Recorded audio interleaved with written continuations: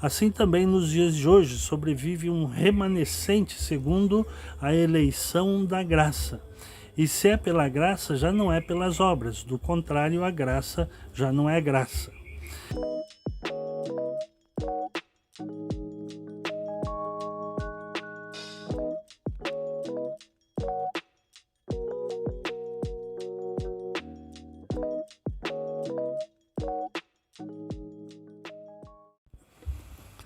Muito bem-vindos ao nosso canal Palavra e Essência. Nosso objetivo aqui é expor a Bíblia, a Palavra de Deus, de modo que o ouvinte possa entendê-la, compreendê-la e, de preferência, colocar em prática na sua vida. Hoje eu vou ler capítulo 11 de Romanos, em função que tem por subtítulo o futuro de Israel, em função do que está acontecendo em Israel hoje, de muitas perguntas que surgem, muitos comentários na internet do que será o futuro de Israel e enfim, todas aquelas considerações que são feitas e as dúvidas que surgem em relação à questão do povo de Israel. Antes, porém, deixa-me dizer que se você não é inscrito no canal, por gentileza, se inscreva e utilize dos 3 Cs. Clique, compartilhe e comente. Clique no joinha ou no negativo. Compartilhe nas suas redes sociais e comente a nossa fala aqui. Vou ler capítulo 11 de Romanos, que tem por subtítulo o futuro de Israel. Desde o capítulo 9 até o capítulo 11, Paulo vai fazer uma exposição de como Israel está relacionado ao plano de salvação. Diz assim, capítulo 11 de Romanos.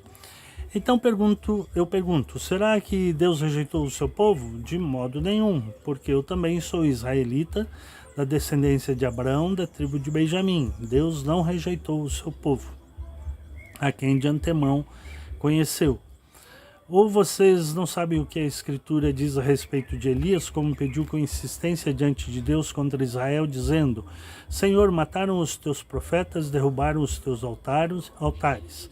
Sou o único que sobrou e procuram tirar minha vida. Mas qual foi a resposta divina? A resposta foi esta: reservei para mim 7.000 homens que não dobraram os joelhos diante de Baal. Assim também nos dias de hoje sobrevive um remanescente segundo a eleição da graça. E se é pela graça, já não é pelas obras, do contrário, a graça já não é graça. Que diremos então? O que Israel buscava, isso não alcançou, mas a eleição conseguiu isso. Os demais foram endurecidos, como está escrito: Deus lhes deu um espírito de profundo sono, olhos para não ver e ouvidos para não ouvir até o dia de hoje. E Davi disse que a mesa deles se transforma em laço e armadilha, em tropeço e punição, que os olhos deles se escureçam, para que não vejam e fiquem para sempre encurvadas as suas costas.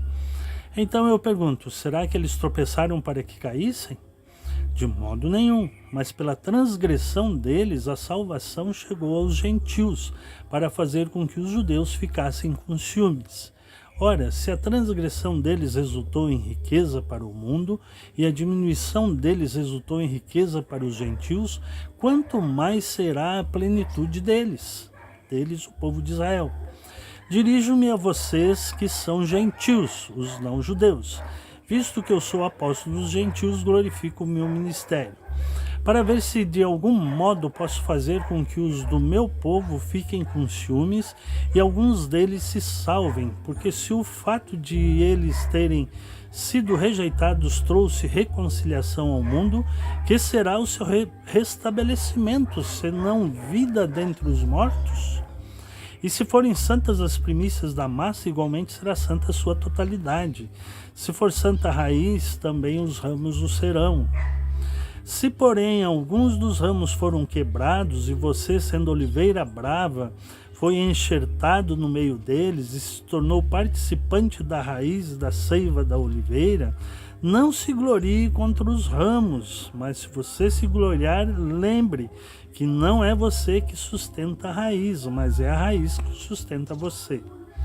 Então você dirá: alguns ramos foram quebrados para que eu fosse enxertado. correto? Eles foram quebrados por causa da incredulidade, mas você continua firme mediante a fé. Não fique orgulhoso, mas tema a Deus, porque se Deus não poupou os ramos naturais, também não poupará você. Considere, pois, a bondade e a severidade de Deus. Para com os que caíram, severidade, mas para com você a bondade de Deus, desde que você permaneça nessa bondade. Do contrário, também você será cortado. Eles também, se não permanecerem na incredulidade, serão enxertados, pois Deus é poderoso para os enxertar de novo. Pois se você foi cortado daquela que, por natureza, era uma oliveira brava, e contra a natureza foi enxertado numa oliveira boa, quanto mais esses, que são ramos naturais, serão enxertados na sua própria oliveira. Porque não quero, irmãos, que vocês ignorem o mistério, para que não fiquem pensando que são sábios. Qual é o mistério? Que veio o endurecimento em parte a Israel, até que tenha entrado a plenitude dos gentios. E assim todo Israel será salvo. Como está escrito, o libertador virá de Sião e afastará de Jacó as impiedades. Essa é a minha aliança com eles, quando eu tirar os seus pecados. Quanto ao evangelho, eles são inimigos por causa de vocês, mas quanto à eleição, amados por causa dos patriarcas, porque os dons e a vocação de Deus são irrevogáveis. Porque assim como no passado vocês foram desobedientes a Deus, mas agora alcançaram misericórdia à vista da desobediência deles, assim também estes agora foram desobedientes, para que também eles alcancem misericórdia à vista da que foi concedida a vocês. Porque Deus encerrou todos na desobediência, a fim de mostrar a sua misericórdia a todos. Bom, a questão é, será que Deus rejeitou Israel? Paulo deixa bem claro aqui que não, de forma nenhuma, dos versículos 1 a 6. Então eu pergunto, será que Deus rejeitou o seu povo? De modo nenhum. Paulo dá até o seu exemplo. Eu mesmo sou israelita da descendência de Abraão, da tribo de Benjamim. E por aí vai. Então, ele deixa bem claro que Deus não rejeitou o seu povo. Até o versículo 6. Ele fala que sempre houve um remanescente. Versículo 5. Assim também nos dias de hoje sobrevive um remanescente segundo a eleição da graça. E se é pela graça, já não é pelas obras, do contrário, a graça não seria graça. Na história de Israel, na história da igreja, sempre restou um remanescente fiel. Isso é profetizado pelo profeta Isaías. Ezequiel também fala disso, do remanescente. Os profetas menores também vão falar desse remanescente fiel. Então, como essa situação se encaixa então no plano geral de Deus, da salvação, do plano de salvação, da história da salvação? Que diremos então? Que Israel buscava, isso não alcançou, mas a eleição conseguiu isso. Os demais foram endurecidos, como está escrito. Deus lhes deu um espírito de profundo sono. Então aqui nesses versículos do 7 até o 10, Paulo vai deixar claro que alguns israelitas, a maioria deles, foram endurecidos. Ficaram incrédulos, não aceitaram o Messias, não aceitaram a história da salvação com Jesus Cristo, que veio como sendo o Messias. E a partir do versículo 11 até o 16, ele vai falar como se entende então a situação entre gentios e judeus. Bom, em outras palavras, resumidamente, pela transgressão dos judeus, veio a oportunidade para os gentios aceitarem Cristo e terem a salvação. É por isso que Paulo escreve aos Efésios: dos dois povos fez um só povo, né? Uma só árvore. E ele disse: olha, se a transgressão deles resultou em riqueza para o mundo gentílico, para nós que não somos judeus, e a diminuição deles resultou em riqueza para os gentios, quanto mais a plenitude deles. Ou seja, haverá uma plenitude para o povo de Israel. E daí ele, versículo 13, dirijo-me a vocês que são gentios, visto que eu sou apóstolo dos gentios, etc. 14. Para ver se de algum modo posso fazer com que o meu povo, os judeus, fiquem com ciúmes e alguns deles se salvem. Porque se o fato deles terem sido rejeitados trouxe reconciliação ao mundo, eles não aceitaram o Messias, e isso houve reconciliação para o mundo, ou seja, deu oportunidade para os gentios crerem em Cristo. E ele pergunta de novo, que será o seu restabelecimento, se não vida dentre os mortos? Ou seja, quando Israel for restabelecido, haverá vida para espiritualmente falando, ou mesmo vida no sentido de que todos terão vida em Jesus Cristo, vida espiritual, na verdade, né? Que será do período em que o povo de Israel se reconciliará com Deus. Agora o versículo 17 até o versículo 21, ele vai trazer a ilustração da oliveira, do enxerto na oliveira, né? Israel acabou, então ele já disse lá que Deus não rejeitou o seu povo.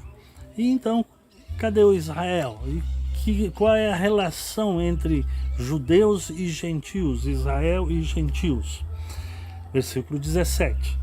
Se, porém, alguns dos ramos foram quebrados, os judeus incrédulos, e você, sendo oliveira brava, você não judeu, gentil, você que está me ouvindo, se não for judeu, e você, sendo oliveira brava, foi enxertado no meio deles e se tornou participante da raiz e da seiva da oliveira, não se glorie contra os ramos, mas se você se gloriar, lembre-se de que não é você que sustenta a raiz, mas a raiz sustenta você. Então, você dirá, alguns ramos foram quebrados para que eu fosse enxertado. Isso mesmo, correto, diz Paulo. Né? Alguns ramos, alguns judeus não creram e você foi enxertado na oliveira, na raiz da oliveira. Correto, eles foram quebrados por causa da incredulidade deles, mas você continua firme mediante a fé que você tem em Jesus Cristo. Não fique orgulhoso, tema a Deus, porque se Deus não poupou os ramos naturais, também não poupará você. Bom, aqui temos uma discussão grande entre a questão dos judeus e dos gentios. Deixa-me explicar. Então, antes era os judeus foram um povo escolhido, foi o povo escolhido, né? A nação israelita, por quê? Para ser bênção para o mundo. Deus, na promessa, quando chamou Abraão, disse que em ti serão benditos todas as famílias da terra, todas as etnias. Né? E assim nós vemos alguns personagens do Velho Testamento sendo bênção para o mundo. José no Egito, né? Ruth a Moabita, Jonas lá em Nínive e assim por diante. São pessoas que saíram de dentro do povo judeu e foram ser bênção para o mundo. Qual é a situação atual? A situação atual é que, por causa da incredulidade dos judeus, alguns foram cortados, não creram no Messias. E então os gentios que creram no Messias fazem parte desse povo, foram enxertados na oliveira, na raiz da oliveira, na oliveira. E no futuro Israel e os gentios serão igualmente, os que crerem em Cristo farão parte de toda essa colheita que Deus fará no final dos tempos. Então, existem algumas teorias que acompanharam o decorrer da história da teologia, da história da igreja no decorrer dos tempos. Então, primeiro a teologia da substituição, né, que falava que a igreja é a oliveira nova no lugar da oliveira velha cortada. Essa é a teologia da substituição e que é muito comum nos dias de hoje a gente ouvir. Então não é mais o Israel natural que é o povo de Deus, eles foram cortados. Há uma só oliveira que é a igreja. Por isso que é a teologia da substituição. A igreja substituiu Israel, porque a igreja é chamada de o Israel de Deus. Então essa é uma das, é a teologia talvez mais em moda hoje em dia, vamos dizer assim, a teologia da substituição, que a igreja substituiu Israel. Eu estou lendo as ilustrações que estão neste livro aqui, Por Amor de Sião, escrito pelo professor Franklin Ferreira, e ele menciona essas questões nos seus temas teológicos. Depois ele menciona o dispensacionalismo, o estudo das dispensações, muito comum entre os pentecostais, mas não só entre eles, anglicanos também são dispensacionalistas e assim por diante, em que os dispensacionalistas dizem que existe duas oliveiras. Então Israel, a oliveira natural, e a igreja, a nova oliveira, né? Agora, o que o professor Franklin Ferreira, Luiz Saião e outros teólogos atuais dizem? Que não existem nem uma oliveira que foi cortada em uma nova oliveira, a igreja, a substituição, e nem que existe duas oliveiras. Na verdade, existe uma oliveira só, que é esse o texto que nós lemos ali, e que alguns galhos foram cortados, alguns judeus foram cortados, e nós, os gentios, fomos enxertados na mesma oliveira. Então, é possível nós entendermos que nós fomos enxertados na oliveira principal, nós, igreja. Então, imagina uma oliveira crescendo, uma árvore crescendo, e nós sendo enxertados. E aquele galho dos judeus continua crescendo. Lá em cima vamos nos encontrar, os dois galhos, e sermos uma oliveira só. Essa é a ideia teológica mais coerente que eu tenho encontrado. Então, Israel natural, baseado nas raízes da promessa de Abraão, Isaque e Jacó, que é a raiz principal. Vem Israel, que cresce como oliveira. Alguns ramos foram cortados porque se tornaram incrédulos, nós fomos enxertados, e assim existe uma só oliveira, com os ramos enxertados, que somos nós, e alguns judeus que creram, né? Porque, versículo 17, se porém alguns dos ramos foram quebrados, e você, sendo oliveira brava, foi enxertado no meio deles, e se tornou participante da raiz e da seiva da oliveira, né? A partir do versículo 22, considere, pois, a bondade e a severidade de Deus para com os que caíram. Para com os que caíram, severidade, mas para com você a bondade, desde que você permaneça nessa bondade. Eles também, se não permanecerem na incredulidade, serão enxertados. Os judeus, se crerem no Messias, serão enxertados na oliveira. Pois Deus é poderoso para os enxertar de novo. Foram galhos cortados, mas Deus é poderoso para enxertá-los novamente na oliveira principal. Deus é poderoso. Versículo 24. Pois se você foi cortado daquela que por natureza era uma oliveira brava, e contra a natureza foi enxertado numa oliveira boa, quanto mais esses, os judeus, que são ramos naturais, serão enxertados na sua própria oliveira. Percebe? Então, a igreja é composta de uma mesma oliveira, onde tem os ramos naturais, que são os judeus que creram, e os ramos enxertados, que somos nós, os não-judeus, que cremos. Porque não quero, irmãos, que vocês ignorem esse mistério. Qual mistério que ele está se referindo aqui? Para que não fiquem pensando que vocês são muito sábios. Qual é o mistério? Que veio o endurecimento em parte para Israel, né? Alguns não creram, até que tenha entrado o quê? A plenitude dos gentios. O que é a plenitude dos gentios? É até que todos os gentios ouçam o evangelho.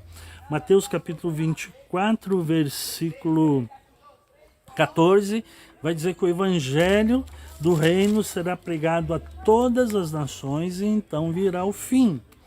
Então o mistério é esse, que houve um endurecimento por parte de Israel até que chegue à plenitude dos gentios, ou seja, todos os gentios ouçam que Jesus Cristo é o Messias. E assim todo Israel será salvo.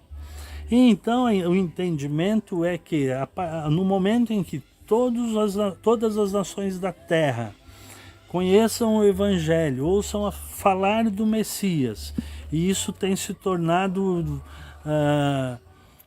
muito intenso nos últimos anos.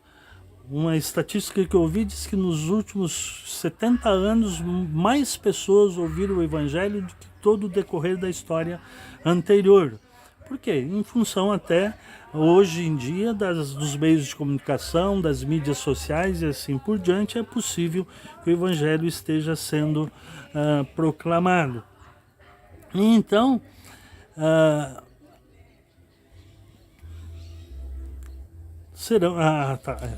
me perdi aqui um pouquinho, desculpa. E assim todo Israel será salvo. É isso.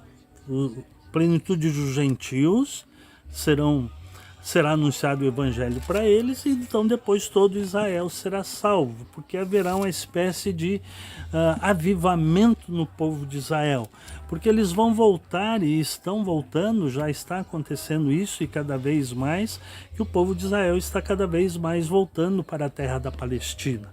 E isso é cumprimento das profecias, por exemplo, anotei 3 ou 4 aqui, 3. Amós, capítulo 9, versículos 14 a 15, vai falar do povo judeu voltando para Jerusalém. Profecia de Jeremias, no capítulo 16, versículos 14 e 15. Profecia de Ezequiel, capítulo 37, versículos 21 a 28. E o capítulo 8 de Zacarias, né? Porque alguns dizem assim, não, mas Israel voltou, depois que passaram 70 anos da queda de Israel, eles voltaram, o rei Ciro permitiu que eles voltassem para a terra de Israel, mas não voltaram todos. E depois eles foram, e o texto diz, as profecias lá, que eles jamais deixarão a terra de Israel. Só que nos anos 70 da nossa era, Jerusalém foi destruída novamente e os judeus foram dispersos por todo o mundo até os dias de hoje. Em 1948 foi fundado o Estado de Israel, mas Israel só teve pleno domínio de Jerusalém novamente em 1967, quando ele venceu a Guerra dos 6 Dias. E depois houve outra guerra em 1973, a Guerra de Yom Kippur, e de novo Israel saiu vencedor nessa guerra. De modo que esse é um mistério, houve um endurecimento por parte de Israel, mas até a plenitude dos gentios, ou seja, até que os gentios ouçam a palavra de Deus, e então todo Israel será salvo, porque eles estão voltando em números cada vez maiores para a terra de Jerusalém. Versículo 28. Quanto ao evangelho, eles são inimigos por causa de vocês. Não creram no evangelho, no Messias. Mas quanto à eleição, amados por causa dos patriarcas, que são a raiz da oliveira, Abraão, Isaque e Jacó, a aliança que Deus fez com eles. Porque os dons e a vocação de Deus são irrevogáveis. Deus escolheu o povo de Israel. Então entende-se que haverá nessa volta cada vez maior do povo para a terra da Palestina, então haverá um reavivamento em Israel e eles reconhecerão o Messias. Porque assim como no passado vocês foram desobedientes a Deus, mas agora alcançaram misericórdia à vista da desobediência deles, assim também estes agora foram desobedientes, para que também eles alcancem misericórdia à vista do que foi concedido a vocês. Por isso que eu estou dizendo que haverá um retorno cada vez maior de judeus para a terra da Palestina, e haverá então um reconhecimento por parte deles do Messias. Porque Deus encerrou todos na desobediência, a fim de mostrar a sua misericórdia a todos. Esse é o ponto. Deus quer mostrar a sua misericórdia a todos.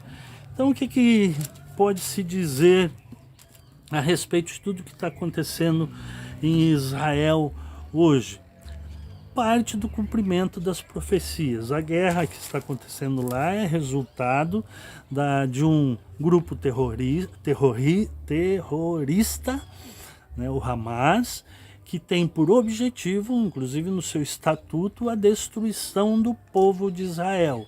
Só que nós sabemos pelas Escrituras que eles não serão totalmente destruídos e que haverá então sempre um remanescente, e então eles vão crer no Messias, e assim como o versículo que nós lemos aqui, o último, porque Deus encerrou todos na desobediência, judeus e gentios, para mostrar a sua misericórdia a todos os judeus e a todos os gentios. Então o futuro de Israel é nesse sentido aí. De modo que nós como cristãos devemos então não aceitar qualquer discriminação que seja feita ao povo de Israel, e de modo algum então a aceitar ou apoiar qualquer ideia de destruição total do povo de Israel. Na guerra todos estão sofrendo dos dois lados, as pessoas sofrem do lado de Israel, mas sofrem do lado dos palestinos também. Então temos que orar para que Deus dê sabedoria aos líderes, de modo que essa guerra seja encerrada o mais breve possível. Do ponto de vista das Escrituras de Deus, haverá um futuro para Israel. E como é que se explica tudo isso? Não tem muita explicação, é um mistério, como disse Paulo, mas olha como termina o capítulo 11 de Romanos. Ó profundidade da riqueza, tanto da sabedoria como do conhecimento de Deus. Quão inexplicáveis são os seus juízos e quão insondáveis são os seus caminhos. Pois quem conheceu a mente do Senhor? Ou quem foi o seu conselheiro? Ou quem primeiro deu alguma coisa a Deus para que isso lhe seja restituído? Porque dele e por meio dele e para ele são todas as coisas. A ele seja a glória para sempre. Amém. Amém. Muito obrigado por me ouvir, que Deus te abençoe.